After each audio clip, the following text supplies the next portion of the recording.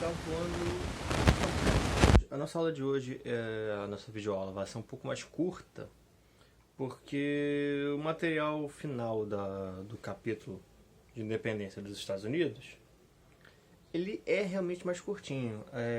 A gente vai ver hoje sobre a questão das contradições da independência dos Estados Unidos. E hoje, nessa aula, a gente vai fazer mais atividades em aula para complementar. A prova eu já devo ter uma data certa dela já amanhã. Estou conversando com o Marcondes para ver quando a gente pode marcar nossa prova de história. Mas provavelmente vai ser daqui a 2 semanas, se não em uma semana. Vou confirmar ainda com o Marcondes, não se preocupe com isso. Na aula em si vocês já vão ter a data certa. O professor de vocês ainda melhorou. A gente, inclusive, está tendo nessa sexta aulas presenciais. A gente está voltando ao formato híbrido essa semana, com uma matéria de história. Só que eu ainda estou um pouquinho ruim, principalmente na questão da garganta. Então, já peço um pouco de paciência com vocês, caso a minha voz venha a falhar em determinados momentos. Enfim, vimos que os Estados Unidos, ele tentou, antes de ser independente, dialogar com a Inglaterra. Ele tentou, por diversos momentos, tentou entrar num acordo ali com a Inglaterra, desde que as 13 colônias tivessem mais representatividade. Não foi atendido, isso levou à guerra em si de independência. A guerra de independência dos Estados Unidos, ela é muito interessante de se ver. Primeiro, porque tem aquela questão que eu até falei na aula passada, que os soldados das 13 colônias, eles eram diferentes dos soldados ingleses. Os soldados ingleses, eles eram treinados, eram militarmente mais disciplinados e obedeciam as ordens de comando normalmente. Já os soldados dos Estados Unidos, eles eram contratados, eles eram convencidos a lutar pelas 13 colônias. As 13 colônias não tinham um exército em si permanente com uma linha de comando bem definida. Então, eles estavam tirando tudo do zero ali para poder se organizar. Deu certo, mas com muitas dificuldades. Eu até falei da questão de George Washington. Ele lutou 7 batalhas, só venceu 3, mas as 3 que ele venceu foram muito importantes. E a vitória em si dos Estados Unidos sobre a Inglaterra era uma vitória que poucos apostavam que ia acontecer. E uma coisa que eu não falei na aula passada, deixei até por causa que eu não dava muito bem, para não estender muito, é que uma coisa que foi importante para a vitória dos Estados Unidos é a questão de que lá, desde da sua época colonial, de 13 colônias, o acesso às armas pela população era muito grande. Era muito fácil qualquer pessoa ter armas. E por que isso? Porque a vida colonial em si, ela era muito perigosa. A gente tem que lembrar, os Estados Unidos, essas 13 colônias, estão sendo formadas em cima de uma invasão aos territórios indígenas. Os indígenas, eles atacam contra eles. Também tem a questão da vida selvagem. A vida selvagem era muito perigosa. A gente está falando de uma época em que a parte considerável da população era rural. Então, ter armas para se defender era algo comum nos colônias. Quando os ingleses invadem, na tentativa de abafar essa rebelião, que para os Estados Unidos era uma revolução, para a Inglaterra era uma rebelião. Para acabar com essa rebelião, houve a invasão do exército inglês, da marinha inglesa. Só que quando chega em cidades em que a população é favorável aos Estados Unidos, aos revolucionários, os exércitos ingleses não esperavam ser recebidos a tiros por civis. Isso é um fator de surpresa muito grande, que dificulta bastante a campanha da Inglaterra. E também teve a questão da França. A França realmente teve um papel importante, porque quando a França entra ajudando, a situação de poder entre os dois lados se equipara. E assim, através de sucessivas batalhas, os Estados Unidos consegue expulsar a força principal da Inglaterra das colônias e força a realização do Acordo de Paz que foi assinado em Paris.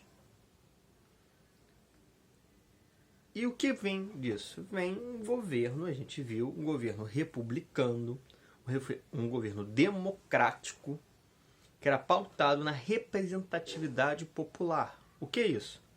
Os governantes são pessoas eleitas pelo voto direto e secreto daqueles que eram considerados cidadãos. Mas por que daqueles que eram considerados cidadãos? Aí a gente vai começar a entrar no que a gente vai ver hoje. Os ideais de liberdade propagados pelos adeptos da Revolução Americana não incluíam toda a população que vivia no território estadunidense. Como assim, professor? Como é que eles podem estar fazendo a independência deles, criando um novo governo e não incluir todo mundo que mora lá? Pessoas escravizadas e povos nativos, por exemplo, não eram considerados dignos do direito à liberdade. Por isso, a independência dos Estados Unidos é considerado um processo permeado por contradições. Se lembra, os Estados Unidos se pautam muito na questão dos direitos naturais. Só que, dentre os líderes da Revolução, tinham pessoas que tinham escravos. George Washington, próprio líder, ele tinha escravos. E os nativos eles ainda eram muito vistos como inimigos a serem conquistados. Então, essa parte da população foi excluída da lei que considerava eles cidadãos. Professor, então quer dizer que todo afrodescendente nos Estados Unidos, nessa época, era visto como escravo? Não. Os que tinham a Carta de Liberdade eram cidadãos, tudo bem, aí a lei não interfere. Mas a grande maioria era escravizada nesse momento. E isso vai criar uma situação muito ruim nos Estados Unidos, em que os locais de intensa escravidão vão se intensificar mais, enquanto os de baixa vão começar a trabalhar a ideia de que a escravidão deve ser abolida, e o que depois gera o que a gente chama de guerra civil dos Estados Unidos. Mas isso é um assunto para depois. Um exemplo dessas incoerências é em referência ao regime escravista mantido nos Estados Unidos. As pessoas que participaram do movimento a favor da autonomia política não queriam perder seus privilégios, nem deixar de lucrar com o trabalho forçado dos africanos e afrodescendentes. A questão da escravidão era porque, os participantes em si tinham escravos, eles não queriam perder essa força de trabalho que eles tinham. E 2, essa força de trabalho que era a força escravizada, ela era grande responsável pelo lucro maior das 13 colônias, que viraria os Estados Unidos, que é das produções agrícolas do sul, de monocultura. Eles tinham a ideia de que se eles abrissem a liberdade para todos, inclusive escravizados, eles perderiam um dinheiro muito grande que vinha das plantações do sul.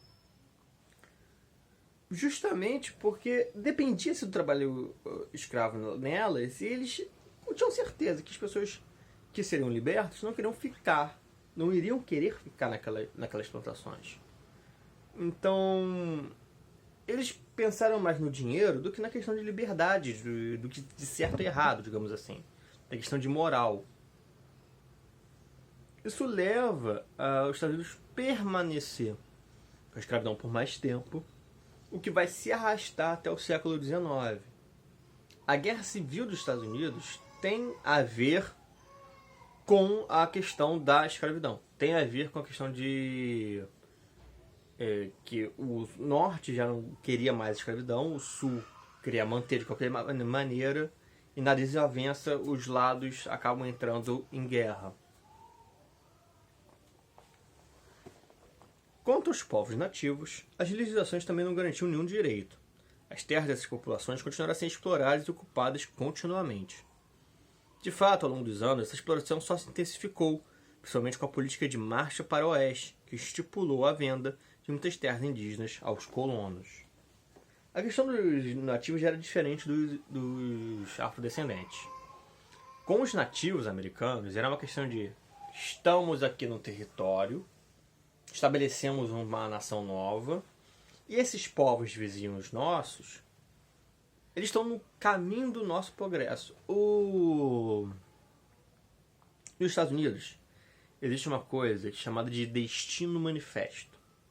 O Destino Manifesto é uma ideia, que ela surge já quando os Estados Unidos é independente, de que ele deveria ser o país a levar a civilização aos povos ali da América do Norte e da América em geral. Ele deveria ser o país da América. Isso leva eles a criar um pensamento muito de supremacia sobre os povos nativos e alguns povos vizinhos também da América, e incentiva essa tal de marcha para o oeste. Essa marcha para o oeste é o seguinte: se a gente voltar lá no mapa sobre as 13 colônias, vemos que ela era só a parte do Atlântico.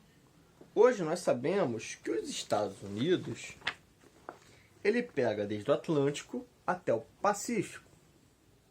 Então, nesse momento da marcha para o oeste, os Estados Unidos ele começa a adentrar o território e ir colonizando com colonos que são, em grande maioria, descendentes de europeus, esse interior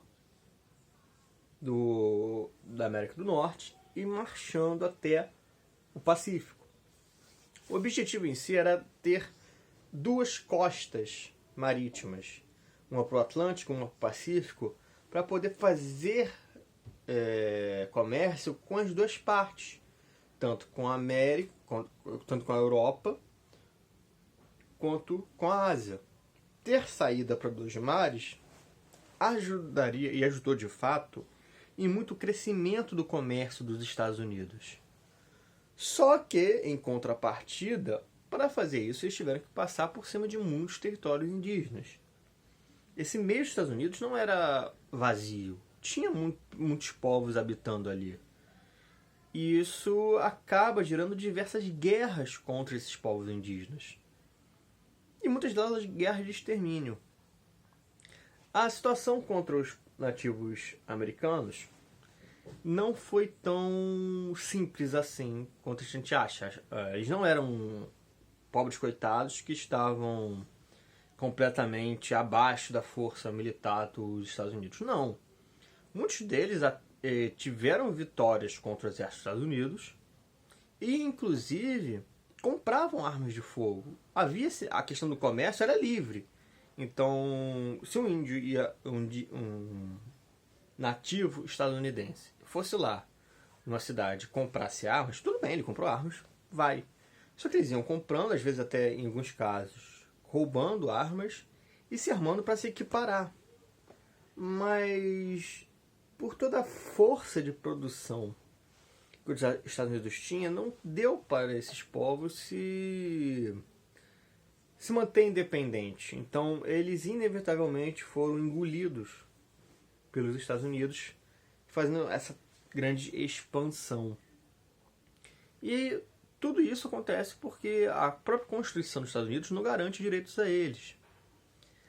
A questão da Constituição dos Estados Unidos é muito forte. Eles levam muito a sério as suas emendas. O que são as emendas? São cada lei da Constituição. Tanto que, por exemplo, a questão da liberdade de expressão, de você poder falar o que você quiser, defender o que você quiser, é a quarta emenda da Constituição dos Estados Unidos e é uma das que é mais debatidas até hoje. Por quê? Porque assim, você pode falar o que você quiser, mas inclusive coisas que são moralmente questionáveis. Nos Estados Unidos existe partido nazista, existe partido fascista. Existe nos Estados Unidos a Ku Klux Klan, que é um grupo que ele defende a supremacia racial dos brancos sobre qualquer outra etnia.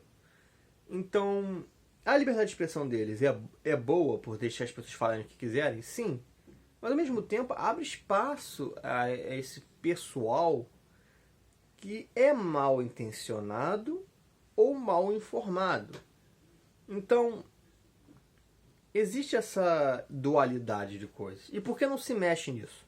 Porque está lá na Constituição deles. É uma lei primordial do país.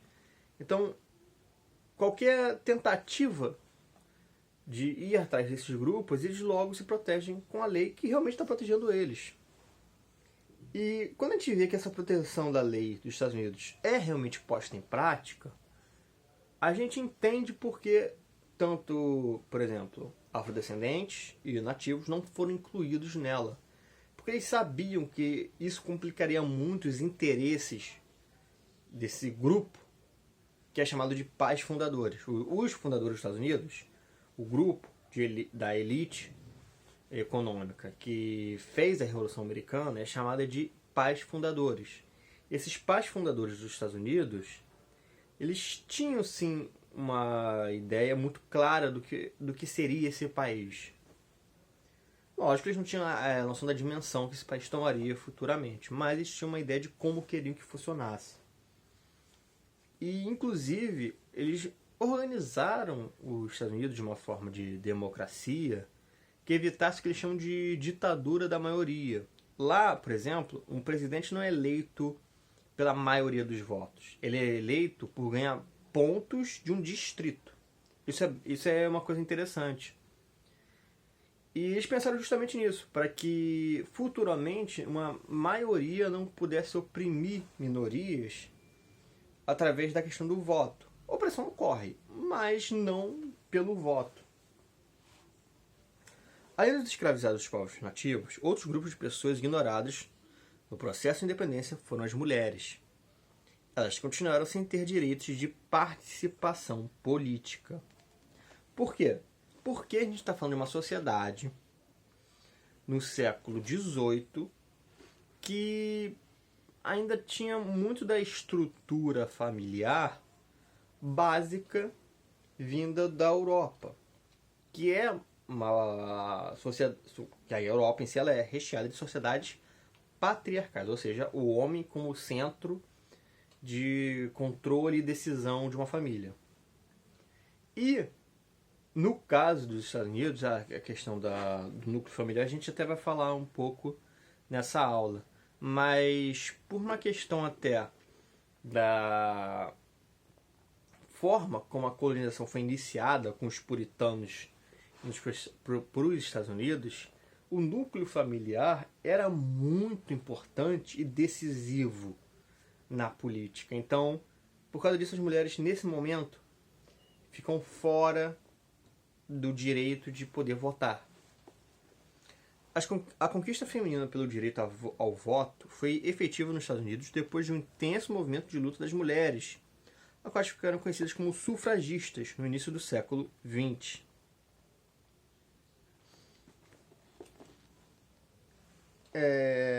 Esse movimento sufragista ele vem no século XX muito em decorrência da Primeira Guerra Mundial. Por quê? Porque na Primeira Guerra Mundial os homens foram lutar na guerra e as mulheres ocuparam os espaços de trabalho nas fábricas. Isso fez com que elas tivessem uma noção da sua capacidade de trabalho, de que não importava se fosse homem ou mulher, podia operar aquela máquina, estar naquele posto de trabalho sem problema algum. Então elas não quiseram voltar a só fazer o trabalho doméstico, elas quiseram ficar trabalhando. E isso gerou também... Desculpa, turma. Isso gerou também o fortalecimento do movimento pelos direitos ao voto feminino. O voto feminino é uma grande conquista que ele equilibra muito a questão do acesso à democracia, não só nos Estados Unidos, no mundo inteiro. E até de uma forma demorada, só no século XX. Os Estados Unidos, de fato, ele representou um avanço na questão política por reinstaurar, por fazer renascer o sistema de democracia, de uma república com democracia. Mas tem que lembrar que a última república com democracia no mundo tinha sido a Grécia. Na Grécia tinha sido Atenas. A cidade de Atenas foi a última com sistema democrático e só muitos séculos depois veio os Estados Unidos. Nesse meio tempo tiveram repúblicas, mas não no sistema de democracia. Então a gente tem que realmente dar valor a isso. E de fato a Revolução Americana, que eles chamam assim, ajudou a incentivar outras independências na América. A gente vai ver no próximo capítulo, por exemplo, a independência do Haiti e dos países latino-americanos. Mas tem-se também a questão de que ela deu avanço, mas também trouxe certo impedimento de direitos. Isso marca bastante a independência dos Estados Unidos, vai ser uma grande contradição na história deles e que gera futuramente outros problemas. A vida familiar nas 13 colônias. Nos séculos 17 e 18, a vida familiar dos colonos nas 13 colônias era baseada em relações patriarcais. Como eu falei, o homem como centro de decisão. E as mulheres deveriam seguir a autoridade da figura masculina. No âmbito do trabalho, prevalecia a produção agrícola na maior parte das regiões. Leia o texto a seguir sobre o cotidiano familiar desse período das 13 colônias. A família das colônias em muito se assemelhava às famílias europeias. Eu já falei até isso para vocês. Havia uma média de 7 filhos por casa, com uma alta taxa de mortalidade infantil. Por quê? Porque na época a medicina não estava tão avançada, então a quantidade de criança que nascia era grande, mas que morria também. Era difícil, não só nos Estados Unidos, no mundo inteiro. Era difícil, por exemplo, que dos 7 filhos que uma família teve, os 7 chegassem aos 15 anos. Geralmente, era posto de, se a criança viveu até os 7, ela vai viver o resto. Porque a média era morrer aos 7 anos. Então, era um tempo realmente complicado, em que a falta da ciência se mostrava pesado. A autoridade residia no pai, mas todos os membros da família deveriam trabalhar. Como assim? O pai, lógico, é quem manda na família. Essa era a ideia do núcleo familiar dessas 13 colônias. Mas todo mundo tinha que ajudar. Não era só o pai que tinha que trabalhar. Todo mundo tinha que trabalhar. Por quê? Porque estamos falando de uma sociedade que ainda é muito rural. Então todo mundo ajudava no trabalho no campo.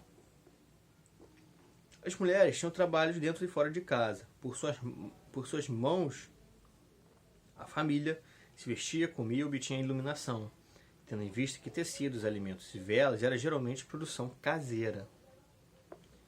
As crianças tinham várias tarefas na casa colonial, concebida como uma microcomunidade de trabalho. Mesmo com o desenvolvimento do comércio e das atividades manufatureiras, grande parte da população ligava-se ao campo. A maioria dos homens, portanto, se dedicava à agricultura.